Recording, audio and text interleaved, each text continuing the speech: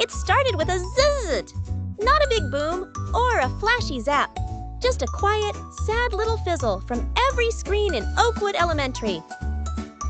Tablets went dark, smartboards blinked into nothingness.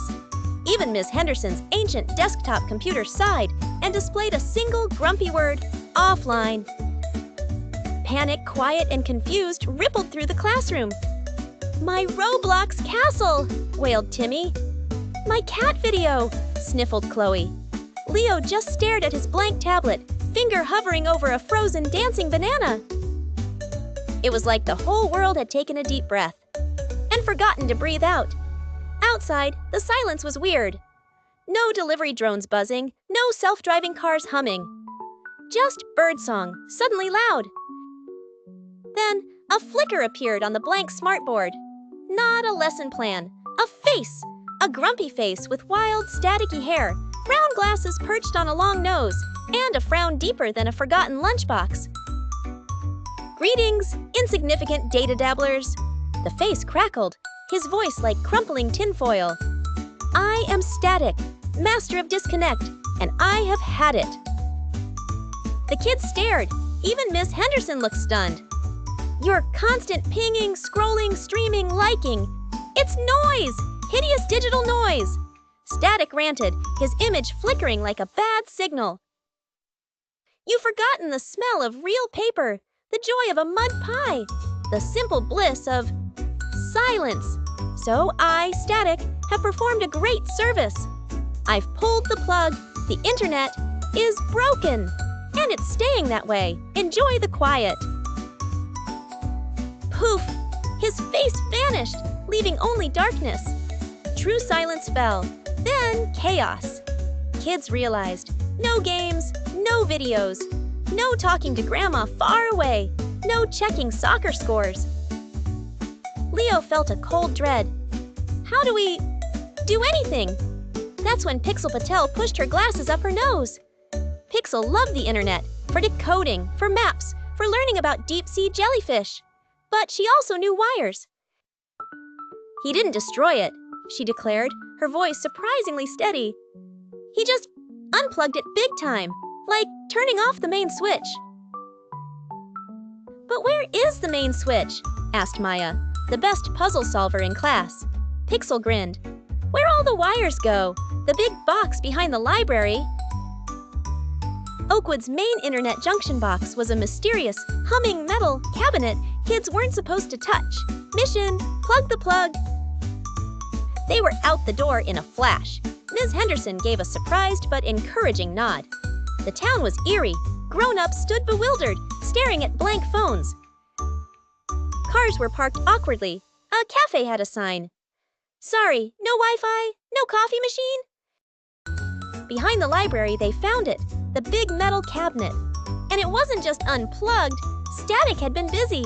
He'd wrapped the thick power cable in layer after layer of super, sticky, bubblegum pink, silly putty tube.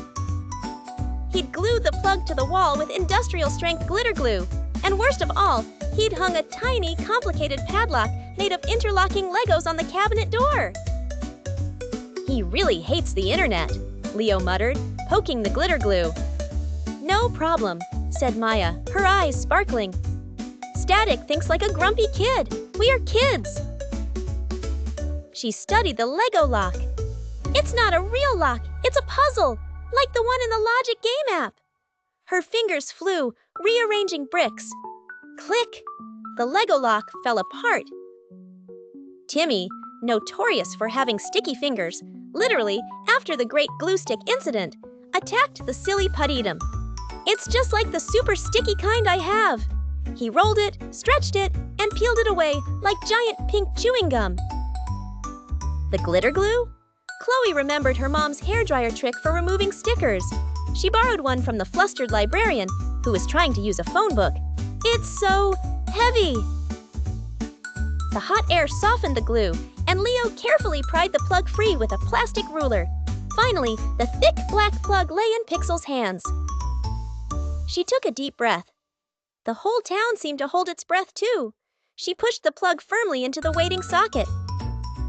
Whoom! A deep hum vibrated through the cabinet. Lights flickered on inside. Across Oakwood, screens blinked awake. Tablets chirped. A nearby drone buzzed back to life.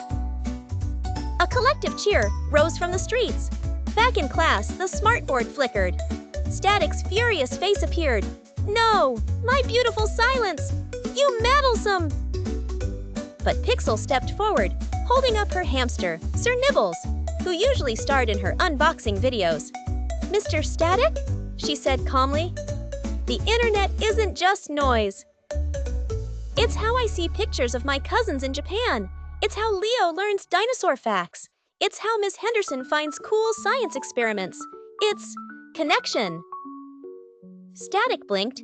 His static hair seemed to droop a little. He saw Sir Nibbles twitch his nose at the camera. "Connection?" he mumbled, sounding less grumpy, more confused. "But the mud pies? The quiet? We like those too," said Maya. "Maybe you could teach us? Like, how to make the best mud pie?" Static stared. No one had ever asked him for anything before, just demanded faster downloads. A strange, almost smile twitched under his frown. "The best mud pies require specific clay-to-grit ratios and silence for proper squelching." His image flickered. "Perhaps a temporary truce for educational purposes." Poof! He vanished, leaving only the usual login screen. The internet was back. But something else was back too. The sound of kids laughing outside.